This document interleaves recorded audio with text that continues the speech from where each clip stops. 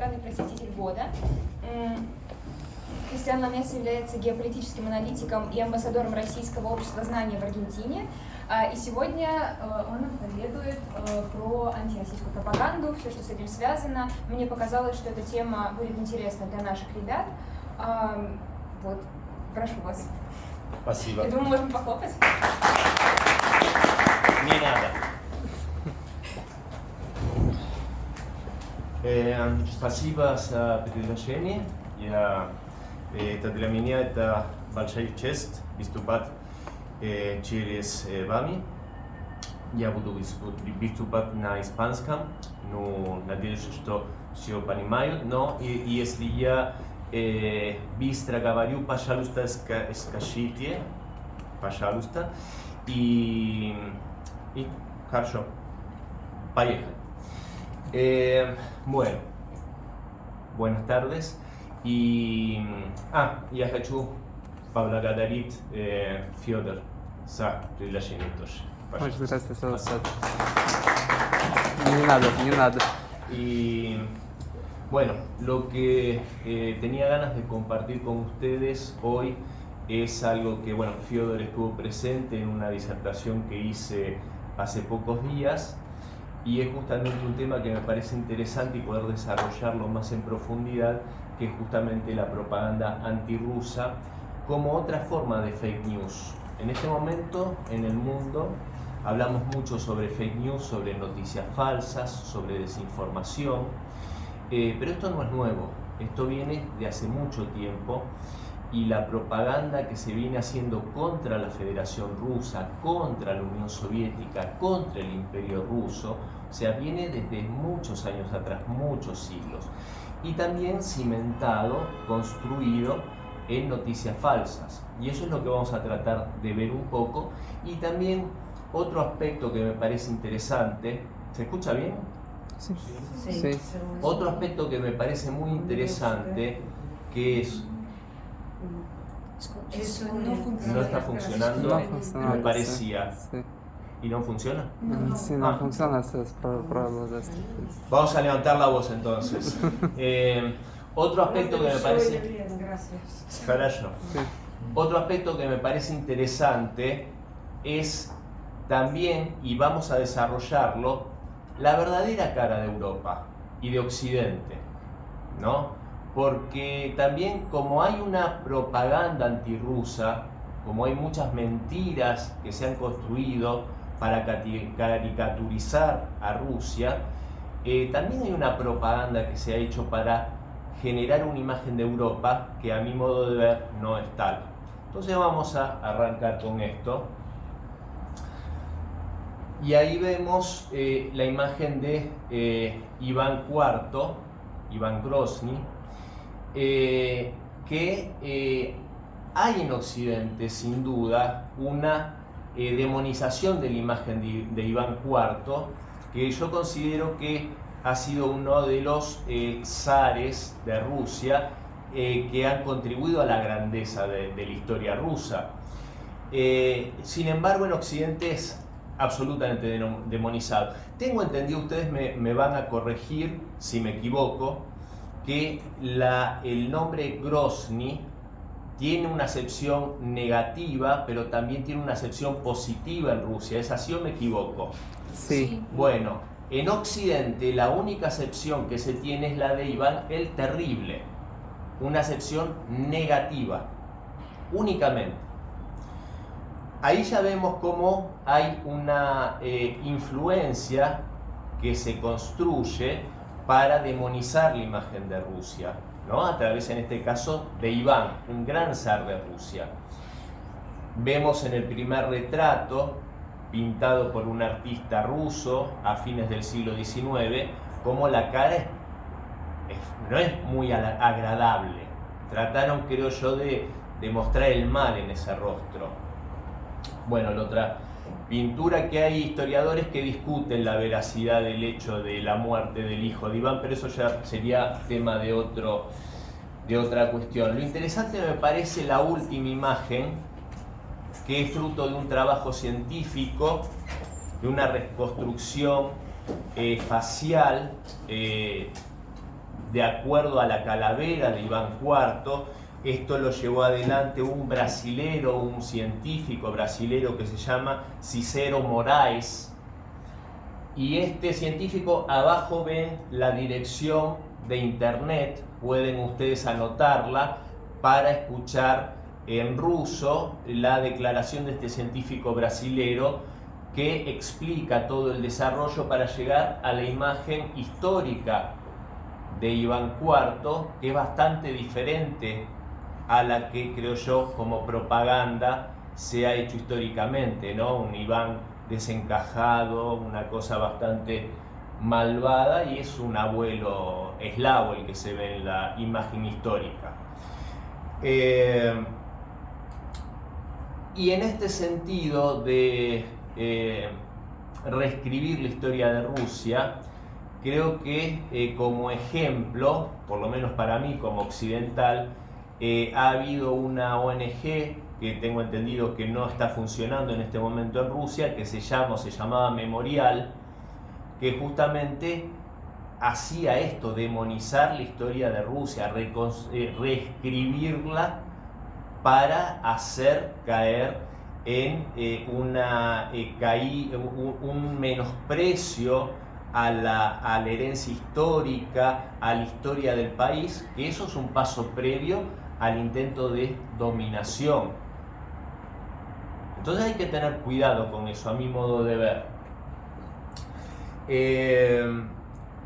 Y aparte, como para este previo análisis histórico como fake news, como noticias falsas, ¿no? Como esta caricaturización, vemos como propaganda, esto me parece que es el mejor ejemplo de la propaganda antirrusa, que es el libro Rusia en 1839 del Marqués de Custine.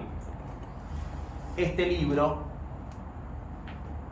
fue escrito por ese francés, ese personaje, que pasó por el Imperio Ruso, estuvo la mayor parte del tiempo en San Petersburgo, pasó por Moscú, pero en total estuvo algo así como 2 meses y medio en Rusia. Ese es todo el tiempo que estuvo en Rusia. Y a pesar de que considero que es un tiempo muy breve, y más en ese momento, este hombre escribió ese libro en el cual, toda esta información está disponible en internet y pueden investigar, que es lo que me parece más interesante al final del día. Pero este hombre escribió en ese libro una innumerable cantidad de mentiras en el cual se pintaba al pueblo ruso como un pueblo atrasado, un pueblo servil, un pueblo indigno, un pueblo sometido por sus soberanos, pero que merecía ser sometido por la indignidad de ese mismo pueblo. O sea, una cantidad de mentiras y de caricaturización realmente muy grande y muy grotesca. Hay que tener en cuenta que eso es Rusia en 1839. Hay que recordar qué pasó en 1812, 1814, por ahí recordamos, ¿no? Napoleón, ese personaje francés, ¿no? Sí. Que puso de rodillas a toda Europa y de Rusia se fue bastante mal. Creo que vamos a profundizar en eso en unos minutos. Creo que ese resentimiento de algunas élites europeas obviamente tiene que ver con este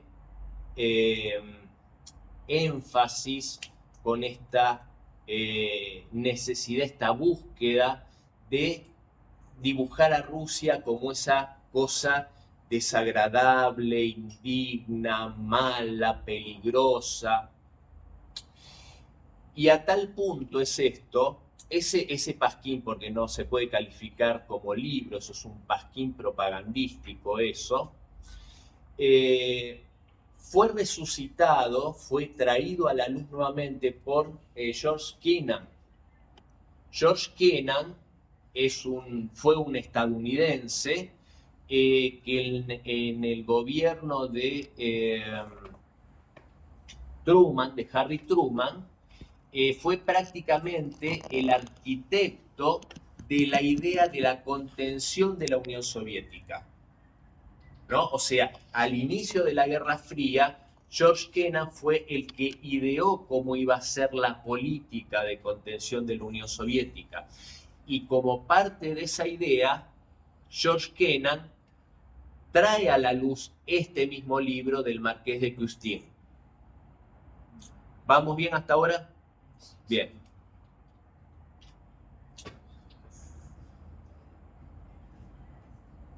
Ahora bien, esto que vemos ahí es parte de esta caricaturización. Fíjense, yo siempre digo que la propaganda occidental antirrusa carece de imaginación o tienen una obsesión con los pulpos. Y fíjense que en la primera imagen, ese pulpo peligroso que quiere dominar toda Europa y Asia, tiene el rostro del emperador Nicolás II. Esa imagen es de 1900. Pura propaganda anglosajona.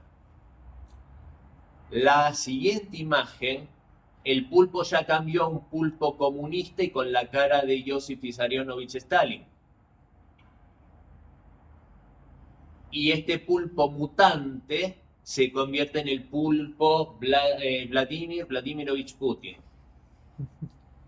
Y esto puesto en la tapa de una revista supuestamente seria, The Economist. Y ahí dice, bueno, la amenaza de Rusia a las democracias occidentales, que después vamos a ver cuán democráticas son las democracias occidentales. Pero acá, ¿por qué me parecen interesantes estas tres imágenes? Porque en realidad no ha habido un problema ideológico. No es que el problema era la Rusia imperial autocrática, como se la pinta en Occidente. Tampoco era la Unión Soviética comunista. Porque si no, ¿por qué sería hoy también el problema? O sea, si bien Rusia es toda una continuidad histórica desde la Rus de Kiev, pero no ha sido un problema ideológico. El problema que tiene Occidente con Rusia es el intento de desmembrarla y de dominarla. Entre otras cosas para quedarse con sus riquezas y entre otras cosas porque en Occidente yo creo que no se llega a entender al pueblo ruso, no se llega a entender qué es el ruso, qué son los rusos, cómo puede ser que no han tenido guerras de agresión, han tenido guerras defensivas, ¿no? O sea, ha sido un imperio en el imperio ruso que ha sido contenedor de otros pueblos, a diferencia del imperio británico. El imperio británico, en los territorios que colonizó, prácticamente exterminó a los pueblos que se hallaban en ellos. En el norte de América, Canadá, Estados Unidos, prácticamente se exterminaron a los indígenas. Que si lo pensamos es muy distinto porque como hay una leyenda negra de Rusia, de la Unión Soviética, también hay una leyenda negra de España, del Imperio Español. Y en esa leyenda negra se cuenta las atrocidades que se hicieron contra los pueblos originarios en la América hispana.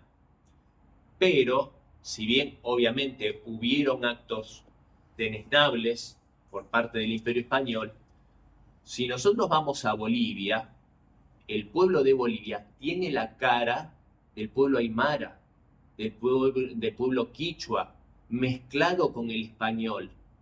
En México, yo he estado, son aztecas, tienen cara del pueblo azteca con el español, se han fusionado. En Estados Unidos, o sea, bueno, ahora habría que hablar del tema de la inmigración, los hispanos, etcétera, pero los anglosajones históricamente hay que ver Australia, Nueva Zelanda, otros ejemplos, han sido, el Imperio Británico ha exterminado a los pueblos de los lugares que ha conquistado. el ejemplo del Imperio Ruso es totalmente distinto. Si no, no se hablarían todas las lenguas que se hablan en Rusia. Si no, no se tendría un Estado multiconfesional como es, o una convivencia ejemplar entre las religiones tradicionales, cómo se siguen hablando las lenguas de los pueblos en cada rincón de Rusia, en las diferentes oblasts y repúblicas. Entonces, me parece interesante ver cómo, a mi modo de ver, el problema no ha sido el pulpo, sino que el problema está en Occidente, en cómo Occidente ve a Rusia y lo que pretende hacer con Rusia. Y acá vamos al punto que me interesa fundamentalmente, que es esto que decíamos, la imagen de Europa.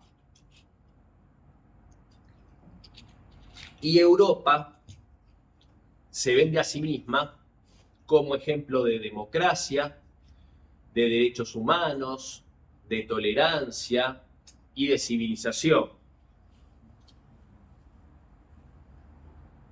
Ahora bien, ejemplo de democracia, vamos a intentar profundizar. Ejemplo de democracia cuando, y lo vemos en los últimos años, si no gana las elecciones la opción política que quiere Bruselas, se cancelan las elecciones.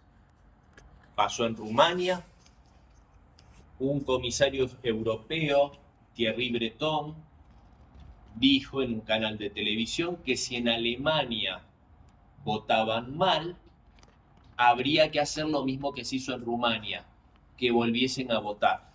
Votar mal significa elegir una opción que no esté a favor del globalismo europeo, de esta Europa que solo quiere enfrentarse con Rusia, que solo quiere gobiernos, cuando digo globalistas, me refiero a los gobiernos como el de Emmanuel Macron en Francia, como Merz, nostálgico del nazismo en Alemania, que responde al fondo de inversión BlackRock.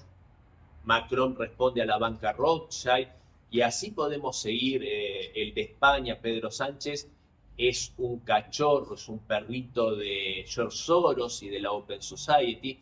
Entonces, cuando una opción soberanista puede ganar en Europa,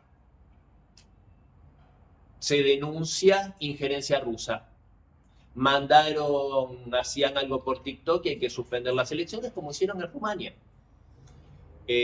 Intentando hacer golpes de Estado en Georgia, porque se hace una ley para que las ONGs, estas organizaciones como la de George Soros, tengan que rendir cuentas de dónde reciben dinero, quiénes les pagan, porque sabiendo quiénes les pagan, podemos saber a qué intereses responden, como esta organización Memorial que trabajaba aquí en Rusia. Entonces, como no quieren que se sepa eso, hacen un escándalo y van a Georgia incluso diplomáticos alemanes y finlandeses. Eso no es injerencia extranjera. Hablan de una injerencia rusa que no se pudo probar nunca. Pero ellos van diplomáticos, gente del Ministerio de Relaciones Exteriores de Alemania, a marchar con los manifestantes georgianos. Una locura. Eso es democracia. Y dicho sea de paso, la ley que promulgó Georgia sobre ONGs es una ley parecida a una ley que hay en Rusia y que yo celebro y que es una gran ley porque tienen que decir quiénes les pagan. Pero es una ley que también está en Estados Unidos. Esa ley también está en Estados Unidos desde 1936, promulgada por el presidente, para mí, el mejor presidente de la historia de Estados Unidos, Franklin Delano Roosevelt. un gran amigo de la Unión Soviética. Y esa ley que se llama FARA, Foreign Agents Registration Act, Acta de Registro de Agentes Extranjeros, esa ley la hace promulgar Roosevelt para controlar a los agentes del nazismo en Estados Unidos que recibían dinero de Adolfo Hitler, entre otras cosas para favorecer la neutralidad de Estados Unidos y que no entrase en la Segunda Guerra Mundial. Entonces, fíjense, hacen escándalos por una ley así en Rusia, en Georgia, a la Hungría de Víctor Orbán se la hicieron derogar, había hecho una ley similar y se la hicieron derogar. Entonces, esa es la democracia europea. Derechos humanos. En los países bálticos no se respetan los derechos de la población rusófona,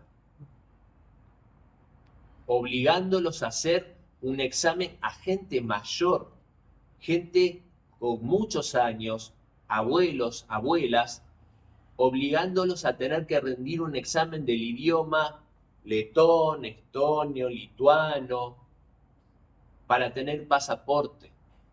Y si no, no tienen derechos de ciudadanos. ¿Esos son derechos humanos? ¿Eso es tolerancia? ¿Apañar al régimen de Kiev? ¿Eso es derechos humanos? Un régimen que tiene prohibidos a 14 partidos políticos. Eso es una locura. Entonces, ¿por qué estoy diciendo todo esto? Porque en todo Occidente, en mi Iberoamérica, pero también lo percibo muchas veces en Rusia, hay cierta sensación de esto, de este mito, de esta propaganda que hace que Europa sea ese faro de civilización, que lo mejor es de Europa, la calidad, Kachesva y qué sé yo cuántas cosas. Y la verdad me parece que no hay mucho de eso en Europa. A mí me parece. A mí me parece que es más que nada una cosa, una escenografía, como en el cine, como en el teatro. Una cosa pintada pero que no tiene nada. Bueno, tolerancia. Ya lo vimos un poco recién, lo de la tolerancia con qué se hace con el que piensa distinto. En Francia se condenó y se proscribió de la competencia electoral a Marine Le Pen, que es una candidata que puede gustarnos más, menos, no lo sé, pero es una candidata que puede ganarle a Emmanuel Macron. Y por lo que la condenan es una estupidez. Pero se la saca de la competencia electoral, arbitrariamente. Lo mismo se hizo en Rumania con el candidato Georgescu, que tuvo que otro postularse. En Alemania, AfD, Alternativa por Alemania, es una formación política a la que se la tilda de ultraderecha, se la tilda de fascista, se la tilda de neonazi. Ahora, Scholz, ahora Merz, apoyan incondicionalmente a un régimen que le dio el título de héroe de Ucrania de forma póstuma al criminal Stepan Bandera, que sostiene a ese régimen que tiene prácticas neonazis, que lo ha tenido desde 2014 contra la población en el Donbass y en otras partes de Ucrania, hoy parte de Rusia, como la ciudad de Mariupol, que vivió bajo el terror 8 años, bajo el régimen de Kiev. Entonces, no entiendo cómo AfD, que se opone a la guerra, se opone a la enemistad con Rusia, quiere restablecer los vínculos beneficiosos para Alemania con la Federación Rusa. La industria alemana está destruyéndose. Entonces, AfD quiere la paz, quiere reconciliarse con Rusia, quiere lo mejor para el pueblo alemán y es fascista y neonazi. Y los que apoyan a los neonazis son liberales, demócratas. Sí, algo que no entiendo. O sí entiendo. A mí la vida privada de los políticos sinceramente no me interesa, pero de hecho la líder del partido AfD es una mujer que es lesbiana, que está casada con otra mujer que es de Sri Lanka, una directora de cine, y eso no me da el perfil de un neonazi. Más allá que, repito, creo que no debe, y desgraciadamente en Occidente parece ser relevante la orientación sexual de un político cuando eso es un tema de la vida privada que no debería interesarnos. Ahora, con todo esto, se arman esta ficción de que son un ejemplo para el mundo y pueden decir si las elecciones en Venezuela fueron legales o no, pueden decir si en tal otro lugar hay democracia o no, cuando adentro de sus propios pueblos realmente son una vergüenza. Y la realidad europea, a mi modo de ver, solo tenemos que remitirnos a la historia de Europa. Guerras religiosas, matándose católicos contra protestantes, protestantes contra católicos.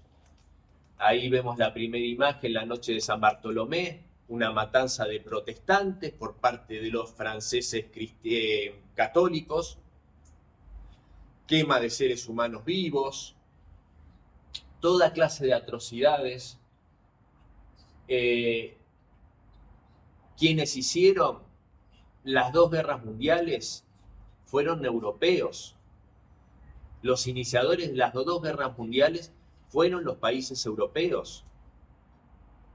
Los que ejecutaron el genocidio contra el pueblo judío fueron los alemanes con los cómplices de Alemania. Porque acá hay otro tema que tiene que ver con el lavado de cara, ¿no? Se dice la Alemania nazi. Yo hoy veo cómo actúa Alemania y yo la verdad no puedo hacer diferenciación de la Alemania nazi o la Alemania actual.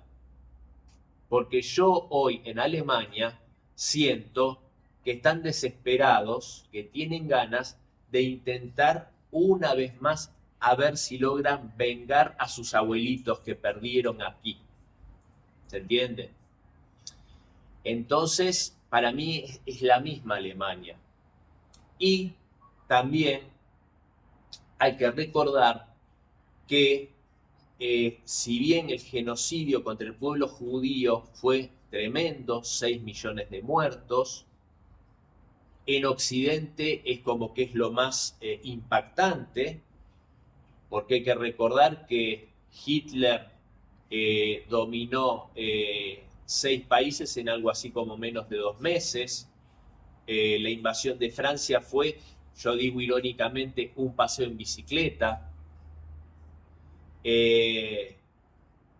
Entonces, obviamente, la deportación y el genocidio de judíos, visto desde Occidente, es tremendo.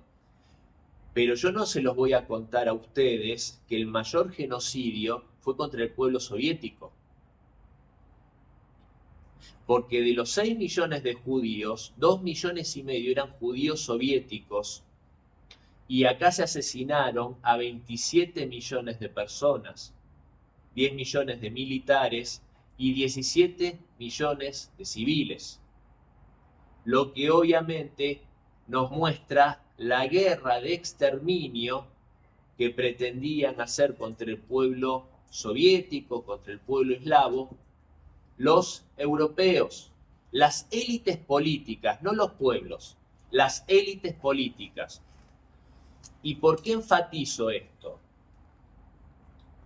Porque a la Unión Soviética, y ustedes lo saben mejor que yo, y a mí a veces me da vergüenza hablar ante un público ruso y hablar de la historia rusa, porque ustedes la conocen mejor que yo, pero sabemos que el sitio de Leningrado, hasta hubieron voluntarios españoles en ese sitio, un país no beligerante, españoles formando parte de ese sitio que provocó la muerte de más de 1 millón de civiles, de hambre, de frío.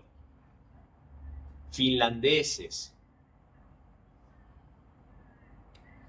que ahora parece que tienen miedo y tienen que estar en la OTAN, cuando la Unión Soviética fue extremadamente benevolente, terminada la guerra, con Finlandia y con sus otros enemigos, para tratar de construir una nueva etapa y una amistad.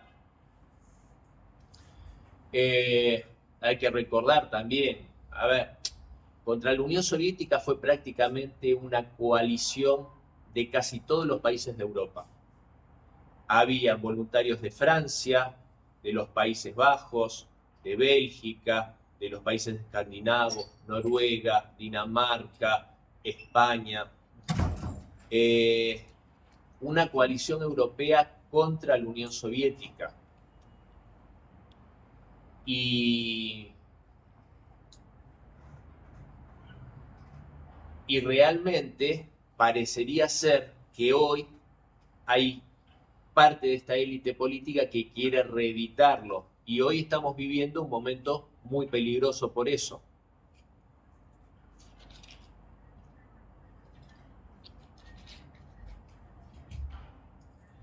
Ahora bien, aparte de estas atrocidades que ha hecho Europa, vemos la herencia de esclavitud, lo que hizo Europa en el continente africano. Eso lo hicieron europeos, esclavizar a pueblos en África, llevarlos a América, ha sido una atrocidad inenarrable. Eso ha hecho la civilización europea. Genocidios, guerras religiosas, cruzadas. Entonces, cuando se quieren erigir como un ejemplo de la humanidad, a mí, sinceramente, me da ganas de decir la verdad. Porque si esto fuesen pecados del pasado y se han transformado en unos pueblos pacíficos y que quieren convivir en paz con otros pueblos como el pueblo ruso, todos nos equivocamos. Pero ellos quieren seguir adelante con el acoso a Rusia, con la OTAN, rodeando las fronteras del país, etc. Y ahí es cuando, dentro de esta idea de la rusofobia, me pregunto si no hay parte de un gran complejo de inferioridad de parte de Europa para con Rusia. Porque debe ser muy duro para los europeos ver una historia de fracaso semejante frente a Rusia. Hablábamos de guerras por la religión. Rusia y el cristianismo ortodoxo nunca trató de convertir. Cuando Polonia fue parte del Imperio Ruso, con la religión católica no hubo ningún problema en Polonia, no se los trató de convertir al cristianismo ortodoxo, no se intentó eliminar la lengua materna, como sí pasó en parte de Polonia que estaba bajo el Imperio Austrohúngaro. Sin embargo, Rusia sufrió las cruzadas del norte, cruzadas bálticas, cuando la orden de los caballeros teutónicos intentaron destruir el cristianismo ortodoxo, y fue el príncipe Alexander Nevsky quien los venció. Y vemos también cómo hace pocos días se conmemoró una vez más, con el Día de la Unidad Popular, el triunfo de Minim Pajarski sobre los invasores polacos en Moscú. Las atrocidades que hicieron, también con esa fijación por cambiar la religión cristiana ortodoxa, forzarlos a la conversión al catolicismo, el crimen contra el patriarca Hermógenes. Vemos también ahí a Napoleón, a un Napoleón triunfante, un Napoleón que conquistó toda Europa y que cuando llega a Rusia fracasa absolutamente. O sea, toda Europa de rodillas frente a Napoleón, menos Rusia. Y Rusia lo vence. Y vemos a Hitler cómo las tropas nazis desfilaron por París, orgullosas. Lo vemos a Hitler ahí con la Torre Eiffel. Hitler se declara ciudad abierta. París se declara ciudad abierta para que ni un disparo fuese a romper alguna cosita de la bella París, sin defenderla. Para mí era un acto de cobardía. En Unión Soviética se defendieron todas las ciudades. La fortaleza de Brest tardó más días en caer totalmente que lo que tardó en caer toda Polonia. Y que toda Polonia tardó más en caer que muchísimos países de Europa Occidental. Más de 30 días les costó terminar de tomar la fortaleza de Brest a los nazis.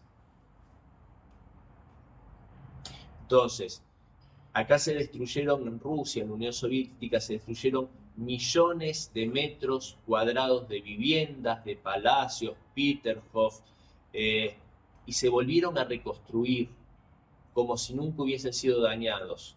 Ahora, la dignidad de los pueblos que se rinden sin luchar, ¿se puede reconstruir? Los franceses que se rindieron y rindieron a París. Yo creo que esos símbolos también tienen que ver con ese resentimiento y esa rusofobia, ¿no?, que se ve en Europa. Obviamente, bueno, la última imagen nos remite, por supuesto, al final de Hitler y de su atroz régimen, ¿no? Con la toma del Reichstag. Y también acá hay que recordar que no solo la Unión Soviética venció al régimen criminal de Adolfo Hitler, que lo ayudaron a crecer muchos países occidentales como el Reino Unido, Francia, la misma Polonia. Hay que recordar, ustedes habrán escuchado hasta el cansancio como yo, cómo es esa vergüenza, entre comillas, estoy siendo irónico, del pacto Molotov-Ribbentrop, ¿verdad? Ahora, ¿cuántas veces hablan del pacto Pilsudski-Hitler? ¿Cuántas veces? 1934 se firma el pacto Pilsudski-Hitler, menos de un año después de la llegada al poder de Hitler, y con el conocimiento del perfil que tenía el régimen nazi. Y con Pilsudski no había ningún problema con el líder polaco, porque eran igual de antisemitas, igual de supremacistas. Hay que recordar lo que hizo la Segunda República Polaca en los territorios que ocupó en el periodo entre guerras, en Bielorrusia Occidental, en Ucrania Occidental y en la parte oriental de Lituania, incluso la capital Vilna. Entonces, esos países, muchos de ellos, como Polonia, que hoy trata de equiparar a la Unión Soviética con el régimen nazi en una ridícula tergiversación de la historia, pero lo que quería decir que también la Unión Soviética venció al Japón militarista. El Japón militarista, la versión que cuenta que se rinde por las bombas atómicas, eso no es exacto, eso no es así. Lo que lleva a la rendición del Japón militarista es el inicio de la Operación Tormenta de Agosto por parte del Ejército Rojo, que como se comprometió Josip Vissarionovich Stalin en Yalta, 3 meses después de derrotada la Alemania nazi, de finalizada la guerra en Europa, la Unión Soviética le declararía la guerra al Japón militarista para culminar una guerra que no estaba pudiendo terminar Estados Unidos. ¿Y por qué digo que las bombas atómicas no fueron la causa de la rendición? Porque a principios de 1945, los bombardeos con napalm, los bombardeos incendiarios sobre la ciudad de Tokio, provocaron más destrucción y muchas más muertes que los bombardeos nucleares de Hiroshima y Nagasaki. Y así todo, esos bombardeos no llevaron a la rendición de Japón. Lo único que llevó a la rendición de Japón fue la certeza por parte del emperador Hirohito que los soviéticos iban a desembarcar en las islas japonesas y que iba a ser juzgado y condenado como el criminal de guerra que fue. Y él vendió su impunidad rindiéndose a los americanos. Pero fue el Ejército Rojo el que liberó a China y a Corea y expulsó al ejército de Kwantung en una operación relámpago. Y ahí vemos, ya vamos terminando, así después podemos ir a algo que creo que va a ser más interesante, que pueden ser preguntas y respuestas, el esplendor de Europa. Y como ejemplo de esos palacios imponentes y hermosos que vemos si viajamos por Europa, hay que recordar cómo se construyeron. Y el ejemplo más crudo es el de Bélgica, que tal vez no sea casualidad que la sede de la Unión Europea esté en Bruselas. Y ahí vemos la primera imagen, es una vista del Palacio de Justicia de Bruselas. El segundo es la vista externa del Palacio de Justicia y el tercero es el Palacio Nacional. Los 3 edificios fueron construidos durante el reinado de Leopoldo II, cuando este genocida era el dueño del Congo. Era una propiedad personal el país africano del Congo. Y no sé si llegan a ver las imágenes de las personas mutiladas. Una de las principales riquezas del Congo era el caucho. Y a los aldeanos, a los campesinos que no lograban conseguir recolectar la cantidad estipulada de caucho por día, se los sometía a castigos crueles que llegaban hasta la mutilación de sus manos. Y eso es lo que vemos ahí. O sea que ese esplendor europeo con el que muchas veces nos deslumbramos, es interesante cómo se consiguió. Cuando muchas veces, digresión, cuando yo doy algunas charlas y hablo de los planes quinquenales en la Unión Soviética y el enorme desarrollo industrial que obtuvo, hay quienes me dicen, pero el precio del pueblo soviético, a ver, la revolución industrial en Occidente se hizo explotando a otros pueblos de una forma totalmente sangrienta. La Unión Soviética lo construyó con el sacrificio patriótico de su propio pueblo. No explotó a ningún otro pueblo.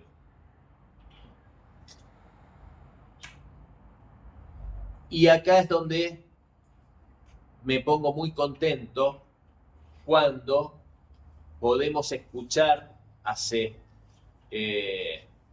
varios meses atrás el enorme canciller que tienen ustedes, Sergei Lavrov, dijo eso que vemos en pantalla: todas las tragedias del mundo en los últimos 500 años se originaron en Europa. Según el canciller, se trata de colonización, guerras, cruzadas, guerra de Crimea, Napoleón, Primera Guerra Mundial, Adolf Hitler. A mí eso me da mucha alegría y esperanza. ¿Por qué llamar a las cosas por su nombre? Y que lo haga una figura relevante como es el canciller Lavrov, me parece espléndido.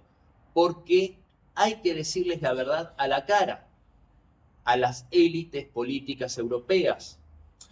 Cuando nos encontramos con una mujer como Kaja Kallas, la representante de la diplomacia europea, que es una mujer sumamente ignorante, que hace referencia a cuestiones históricas de una forma totalmente tergiversada, habla, no recuerdo ahora, pero creo que llegó a decir que Finlandia había ganado la guerra, una guerra que, a ver, cuando se habla de la guerra de invierno, o sea, pide de rodillas un tratado de paz, el tratado de Moscú, Finlandia. En Occidente dicen como que Finlandia ganó. O sea, una locura absoluta.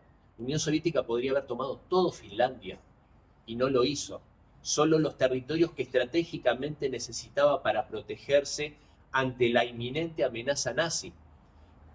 Amenaza que fue corroborada cuando Finlandia participa del bloqueo de Leningrado. Entonces, a mí particularmente, estas declaraciones me dieron una particular alegría porque, de vuelta, no es solo Kaja Kallas, otro ejemplo de brutalidad absoluta ha sido Annalena Baerbock, la que fuera canciller, ministra de Relaciones Exteriores de Alemania, que incluso llegó a decir, no, es increíble, llegó a decir que para poder sentarse a dialogar con el presidente Putin, Putin debía dar un giro de 360 grados. O sea, tenía que volver a la misma posición. No 180 grados, no sé si se entiende. Dijo 360. Bueno, ese es el grado de preparación que tienen las élites políticas europeas. Y ya para cerrar, esto es lo último, y es la decadencia europea y occidental.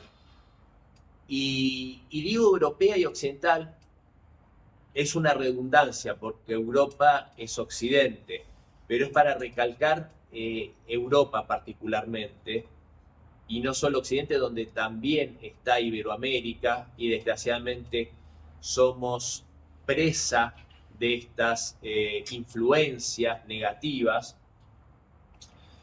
Y tal vez lo más aberrante a mi modo de ver, que no tiene absolutamente nada que ver con la orientación sexual. Esto no es... esto es el lobby LGBT. Esto no tiene que ver con si uno es homosexual o es heterosexual. Eso es parte de la vida privada de las personas y no debe importarle a nadie. Ahora, cuando se hace lo que vimos todos en la inauguración de los Juegos Olímpicos de París, en una muestra que parecía ser una burla a la fe cristiana, desvirtuando totalmente y haciendo un cuadro grotesco. Cuando se sexualiza a un niño de esa forma, ¿por qué? Ese niño que haga lo que quiera hacer en su vida cuando sea adulto, ¿por qué someterlo a eso? No lo entiendo. En la primera imagen, como pueden leer, dice, si dice no, no es sexo, es agresión. Y si dice sí. O sea, no sé si por el tema idiomático pueden llegar a entender cuál es la sutileza.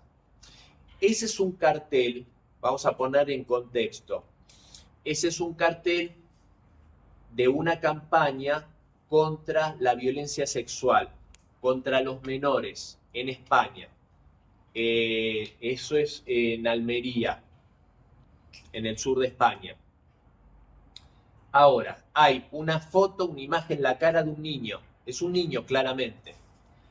Y dice, si dice no, es condicional. Si dice no, no es sexo, es agresión. Pero eso está mal. ¿Cómo si dice no? Y si dice sí, eso es dejar una puerta abierta a la legalización de la pederastía. Y es a lo que ve Europa. En Europa se está discutiendo que si los niños tienen derecho a dar el consentimiento a una relación sexual. No, no. Porque un adulto perverso puede convencer a un niño de que quiere, pero no existe, no debe existir el consentimiento en un menor.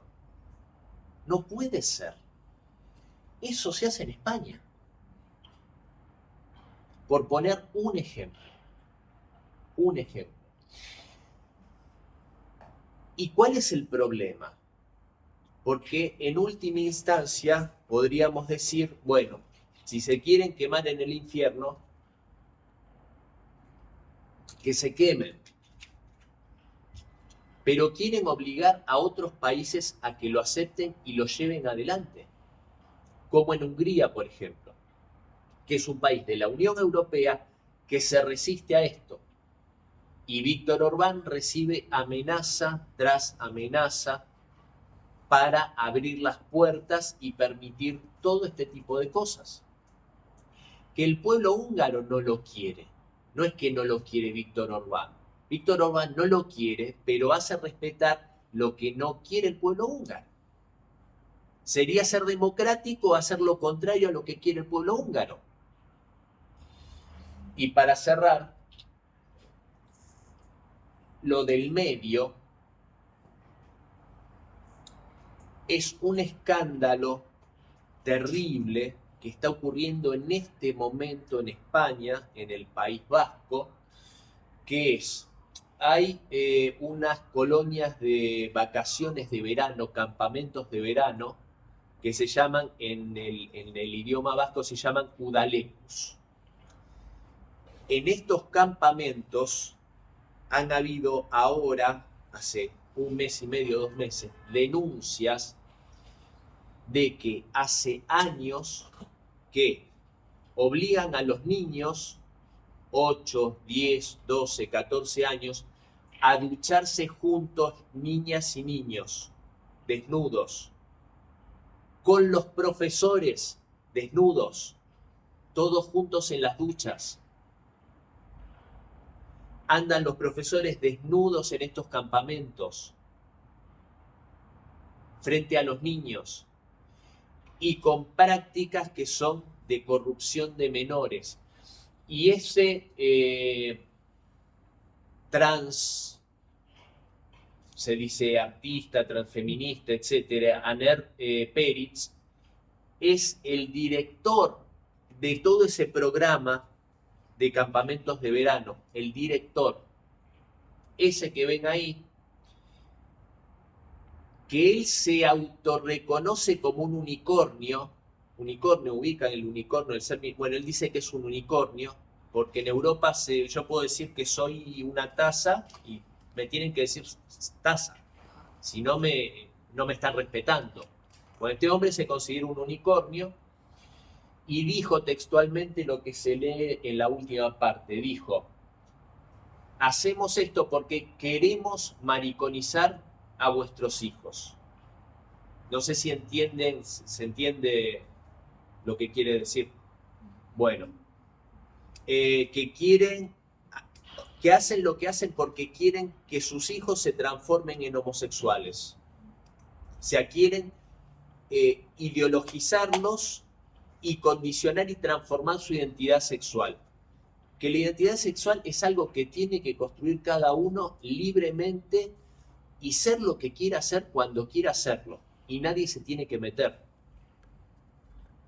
Y esto lo dicen abiertamente. Bueno, para cerrar, con esto ya terminamos.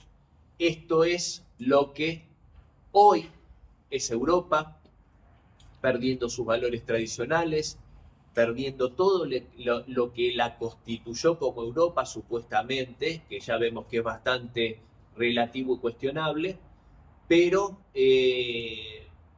yo no sé ustedes, pero yo particularmente como argentino, como iberoamericano, prácticamente nada quiero de esto como influencia. Bueno, esto es todo. Muchísimas gracias por la atención.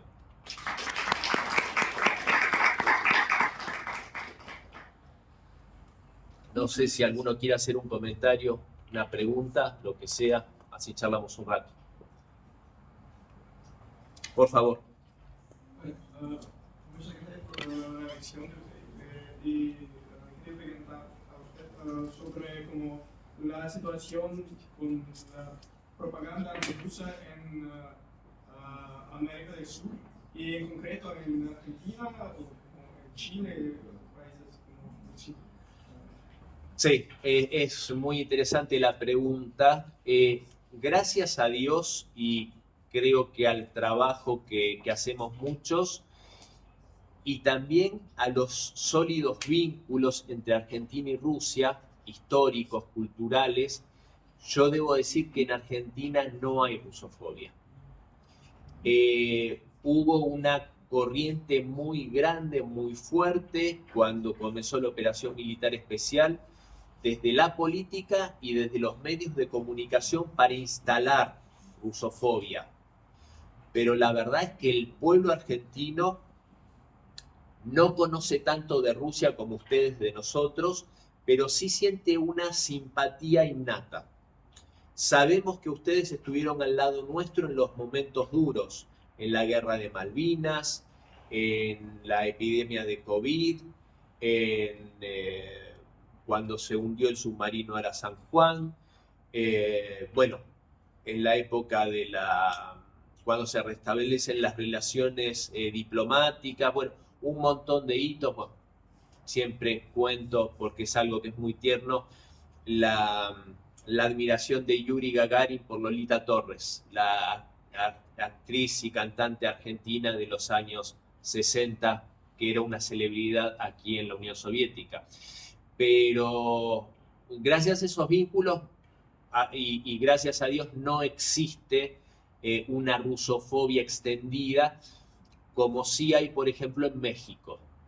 En México están más divididos, como en España. Hay una mitad que quiere mucho a Rusia y hay otra mitad que aborrece a Rusia. Pero son mitades. Y eso en América Latina, esa influencia se ve más fuertemente en los países que tienen más influencia de Estados Unidos, como puede ser Chile y como puede ser Perú también.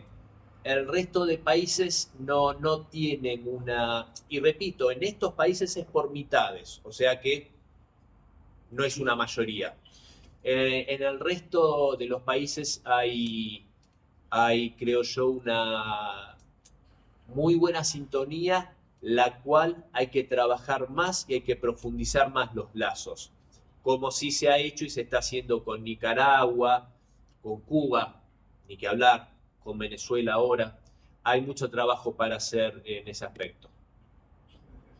Por ahí alguien... Sí, por favor. Sí, primero, gracias por su discurso, me ha traído mucho placer escucharle, sinceramente.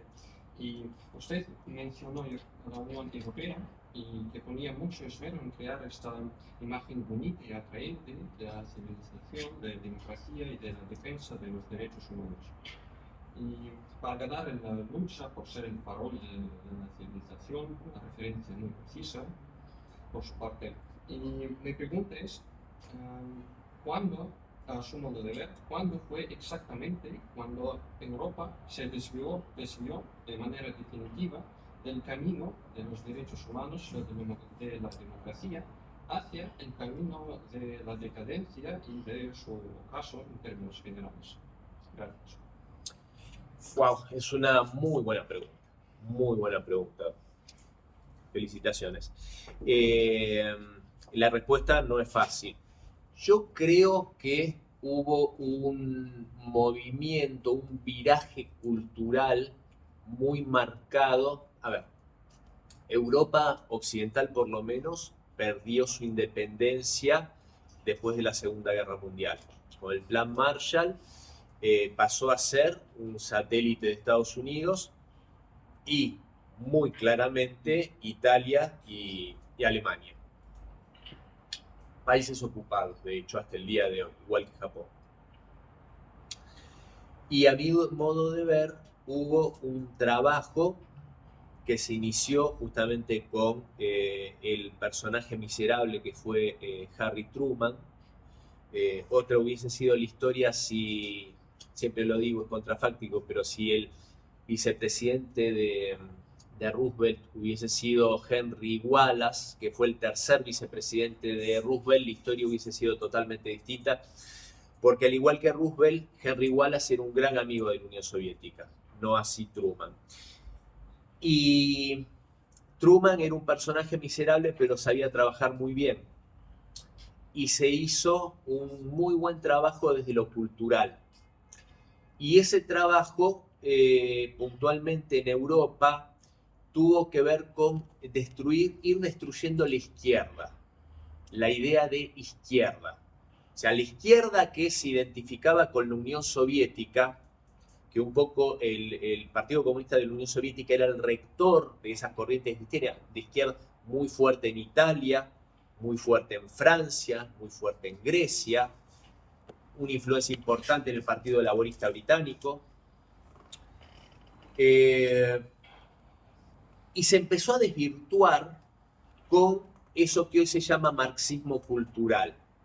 Personajes como Foucault, esos intelectuales, especialmente franceses, que empezaron a degenerar la izquierda, a generar una izquierda antisoviética, una izquierda que cuestionaba a la Unión Soviética, mostrando mucho más cercana a la socialdemocracia y al trotskismo. Entonces, y ahí comienzan realmente todas estas corrientes LGBT. Ahí empieza a gestarse la destrucción de los valores tradicionales, la familia, la religión, el patriotismo inclusive. Porque hoy Europa se quiere enfrentar a Rusia y no tiene con qué, porque se destruyó hasta... Si uno pregunta en Europa, es poca la gente que está dispuesta a ir a defender con su vida su patria. Entonces, y el plan no era casual, no era solo enfrentar y empezar a aislar a la Unión Soviética. También tenía que ver con empezar a dividir a las sociedades, atomizarlas. La lucha de la izquierda era la lucha de la clase trabajadora, todos juntos, la clase trabajadora, un colectivo enorme. Y dentro de ese colectivo estarían trabajadores homosexuales, obviamente, y otros heterosexuales, pero no era importante la orientación sexual, eran trabajadores, ¿se entiende?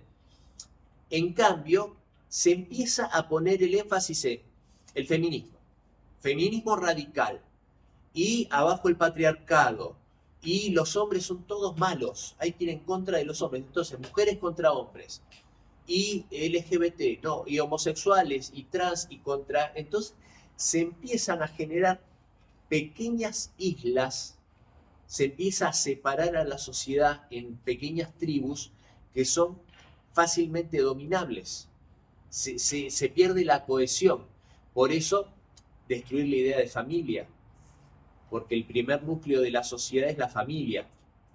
Destruir la fe, no importa en qué religión, el hecho de algo trascendente, la idea de Dios, ¿no? O sea, es ir al materialismo más profundo y al individualismo.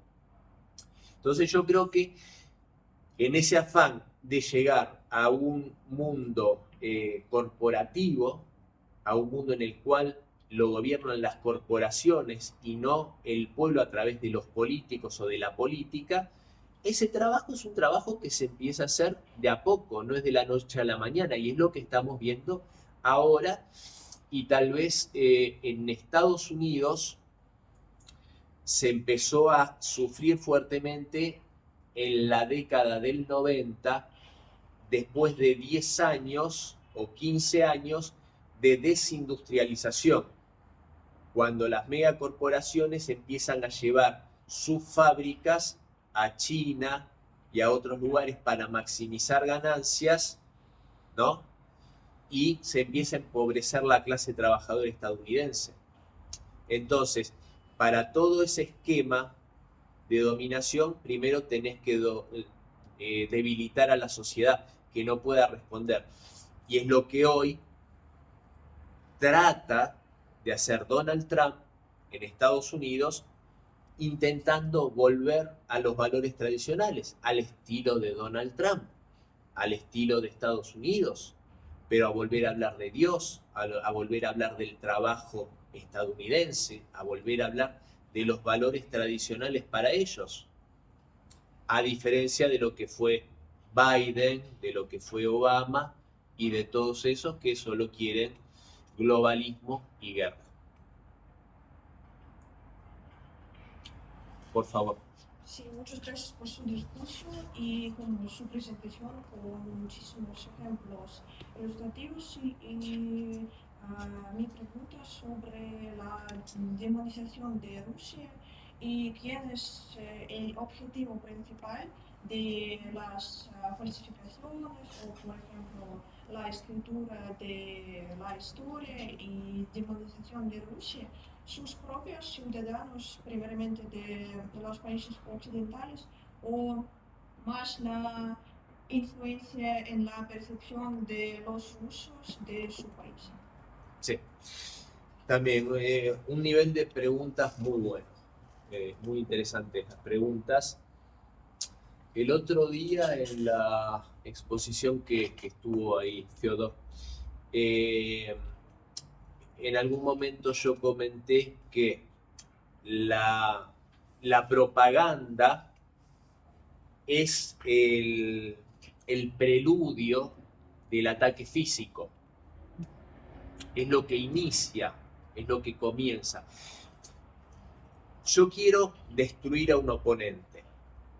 Lo primero que voy a hacer es instalar el convencimiento en mi pueblo que ese oponente no es humano, es menos que humano, es indigno, es el enemigo, es la otra cosa malvada, es el mal. Eso, fíjense, pasó con los judíos en Alemania, pasó con los soviéticos antes de la guerra. El mito del Golodomor, esa hambruna terrible que se vivió en la Unión Soviética, no fue dirigida contra Ucrania a propósito. Eso se debió a una multiplicidad de factores climáticos, sequía, también a la virtual, no llegó a serlo, pero una virtual guerra civil que declaran los kulaki al Estado soviético como respuesta a la colectivización, a los kolkhoz, etc. Cuando se quemaron cosechas, se mató ganado. Ahora, ¿por qué me remito al Golodomor? Porque esa situación trágica en la historia del pueblo soviético, que el poder central hizo todo lo posible para paliarla, para tratar de llevar recursos, en Occidente fue mostrada de esa manera que yo acabo de decir, como que el gobierno soviético estaba intentando de una forma terrible aniquilar al pueblo ucraniano. Así se mostraba en los periódicos, en los diarios, en Estados Unidos. ¿En qué medios? Los medios del magnate de la prensa, William Randolph Hearst. Todo lo que yo digo lo tienen que buscar y chequear en internet, está la información. William Randolph Hearst, el creador de la prensa amarilla, él visitó Alemania en la principio de los años 30, 31, 32, se entrevista con Adolfo Hitler y hace un acuerdo y recibe mucho dinero de Alemania para instalar toda una serie de propaganda antisoviética, entre la que estaba esto del Holodomor. Y para ilustrar esas entrevistas, esas notas, esos artículos de prensa, incluso se usaron imágenes de la hambruna que hubo una década antes como producto también de una situación climática y de la guerra civil. O sea, se tergiversó información, fotografías, todo para demonizar la imagen de la Unión Soviética y justificar la invasión alemana que se trataba de mostrar como una, en realidad, Alemania salvando a Ucrania. ¿Se entiende? Entonces, es un paso previo la propaganda para justificar lo que voy a hacer. Los judíos, usureros que traicionaron en la Primera Guerra Mundial, todo eso era para justificar el exterminio de los judíos y apropiarse de los bienes de los judíos. Bueno, para invadir la Unión Soviética también era construir esa realidad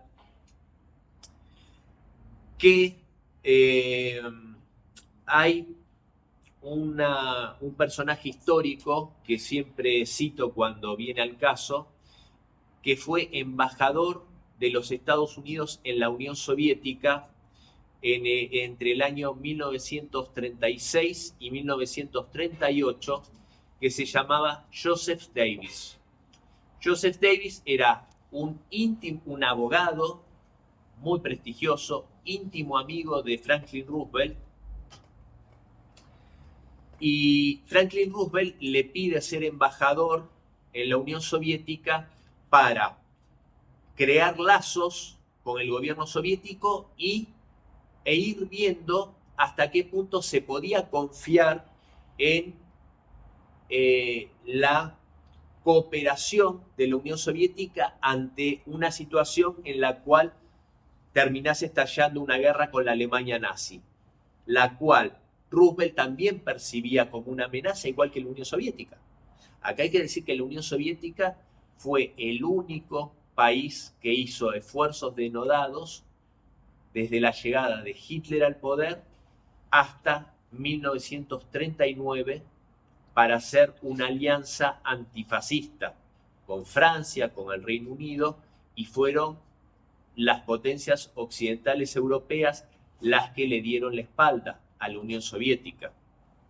Incluso, hablábamos antes del pacto Molotov-Ribbentrop, apenas unos días antes se hizo en Moscú lo que se llamaron las conversaciones de Moscú, que fue el último intento soviético para hacer una alianza con Francia y el Reino Unido, de que si eso se hubiese hecho no hubiese existido la guerra seguramente. Y esas conversaciones fracasaron por la falta de voluntad de los gobiernos de Chamberlain y de Daladier, y aparte por los escollos que pusieron los polacos, que puso el canciller Joseph Beck.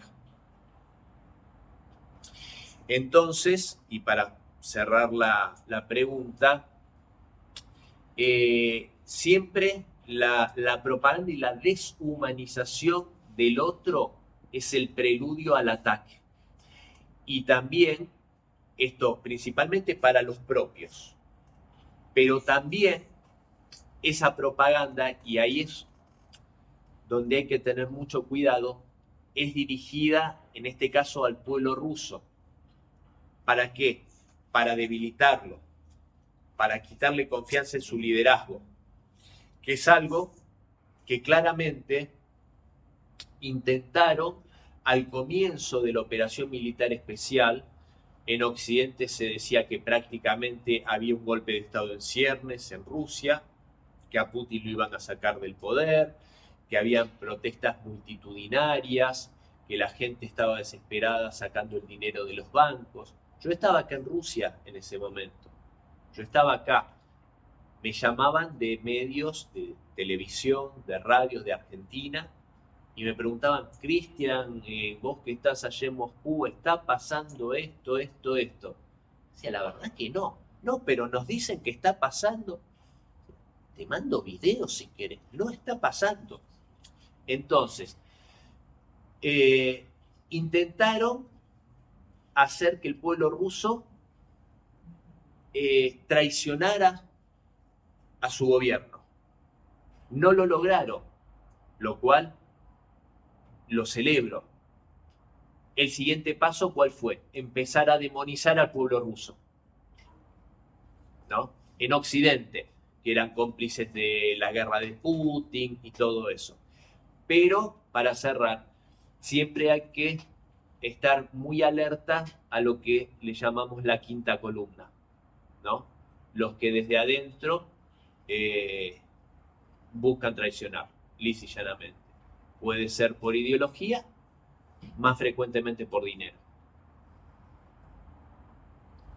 ¿Alguien más? Sí. Muchas gracias por su conferencia y por su tiempo. Mi pregunta sobre qué usted juicio sobre la política de Javier Milei en Argentina y puede Javier Milei instalar propaganda antirrusa en Argentina porque uno de sus amigos es Zelensky. Y, ¿qué es su juicio sobre su político entonces en toda la Argentina? A ver, desgraciadamente como argentino tengo que decir con mucha vergüenza que tenemos un presidente que es una vergüenza. Es impresentable, Ustedes tienen un presidente que admiro profundamente, yo tengo un presidente que me avergüenza. Como bien dijiste, Fyodor, es amigo de Zelensky. Yo no entiendo cómo es amigo de Zelensky cuando dice admirar tanto a Donald Trump. Se sabe que Donald Trump y Zelensky, más allá de las cuestiones políticas, Donald Trump detesta a Zelensky. Lo detesta. Y esto viene de su primer presidencia. Podríamos hacer historia un rato, pero si quieren me dicen, pero no viene al caso. Pero básicamente, la amistad de Milei con Zelensky muestra que es un tipo que no entiende de geopolítica, no sabe, solo es un fan de Estados Unidos y como es fan de Trump, también lo era de Biden, hacía todo lo que le decía Biden. Biden un día dijo, esto es verdad, dijo, qué tipo excelente, Milei, nos da hasta lo que no les pedimos. Nos da hasta lo que no le pedimos. Ese es Milei, muy a mi pesar. Y entonces, tiene menos contenido político que esto, no tiene nada de contenido político ni geopolítico, entonces se mueve por sensaciones, y nos pone a la Argentina en una situación de una alianza incondicional con cualquier Estados Unidos, porque lo fue con Biden y lo es con Trump. Bolsonaro en Brasil era aliado de Trump y cuando llega al poder Biden se pelea absolutamente con los Estados Unidos, el presidente de Brasil. O sea, no era posible las dos cosas. Milei demuestra que sí es posible porque le da igual. Respecto a la rusofobia, no. Ahí, gracias a Dios, pese a que no disimula su simpatía con Zelensky, su posicionamiento hostil con Rusia, no llega a ser tampoco una hostilidad totalmente a ver, ni se cortaron relaciones diplomáticas,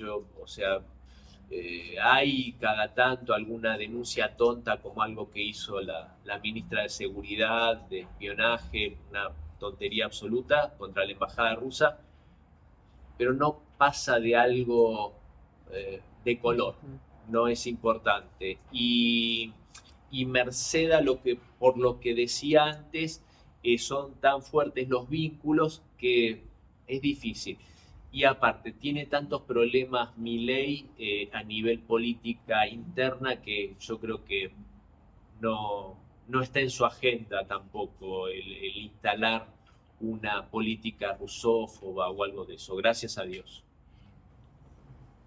¿Es todo? Entonces, muchas gracias a usted. Gracias a ustedes. Necesitamos hacer una foto. Me encantaría. Con todos, creo que. Sí. Ребят, девушка сделала фотографию здесь, и я спуститься на лестнице. Entonces, vamos